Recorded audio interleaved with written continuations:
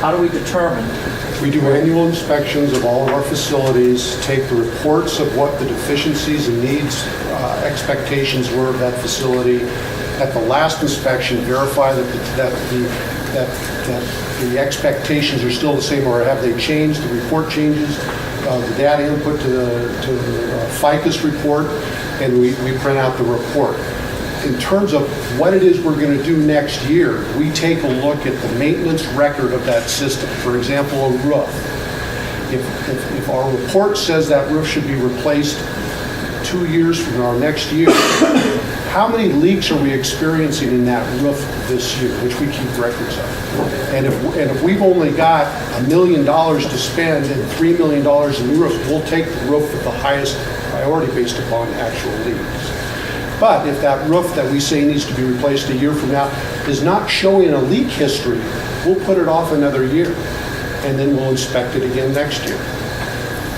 And continue that process of putting it off, not deferring it, just postponing it because we don't see the need for the replacement. We look at things on an annual basis.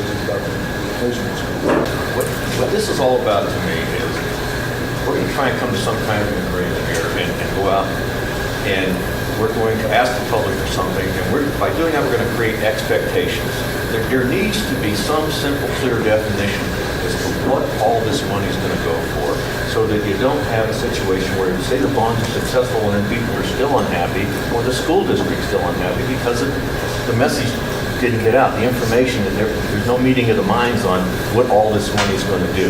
It would not be fair to say, yeah, we're going to approve this much money and then have one of the elementary schools, Glen Duncan, for instance, stay the way it is. I'm as concerned about the message and the way we deliver it as I am about the amount of money. I think you've done a pretty good job of demonstrating your ability to deal with these volumes of dollars in your capital improvement projects. The revitalization renewal, I think we're getting there.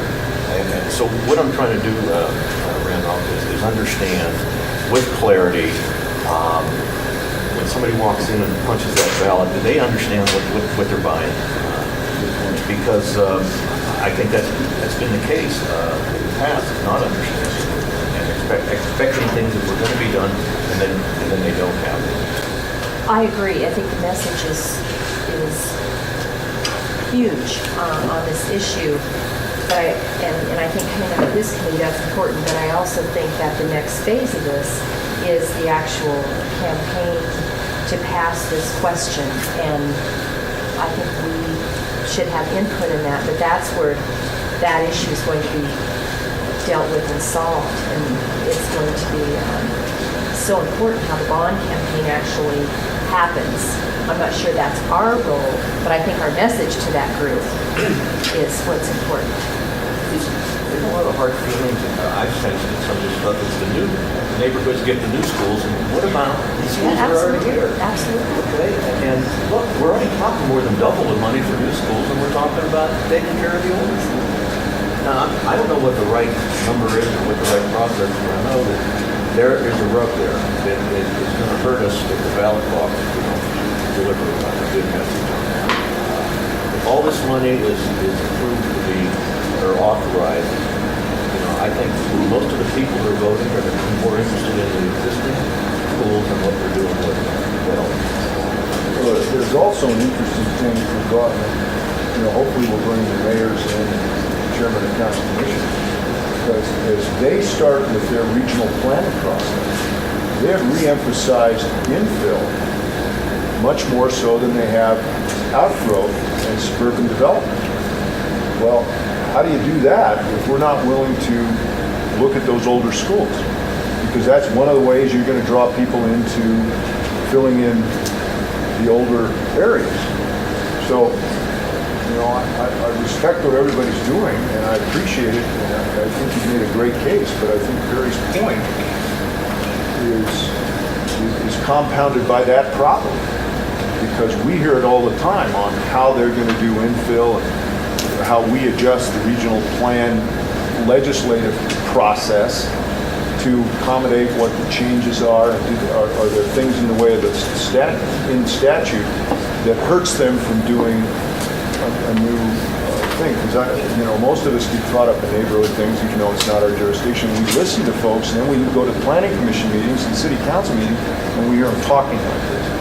So I think we have to be sensitive to that as well. Yeah, Paul? I would say, Senator, that I could safely say this and still keep my job for a week, that the board members feel very strongly about older school. And it is clear that, at least in my opinion, it is clear that whatever amount of money that this community is able to support on the election, it won't be enough probably to do everything that we need to do. And so the board is going to be put in a position that they're always put in, which is prioritization of, okay, here's our set amount of money that we have. How are we going to prioritize it? And I think I can safely say that they are going to be more interested in prioritizing that money to the older schools and revitalization of the older schools than they will be to new schools.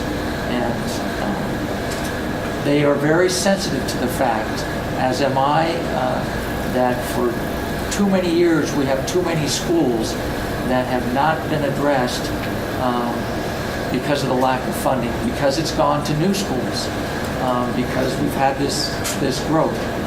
Well, I think the feeling is definitely different with this board, and that it is definitely in tune to trying to address the needs of our older schools.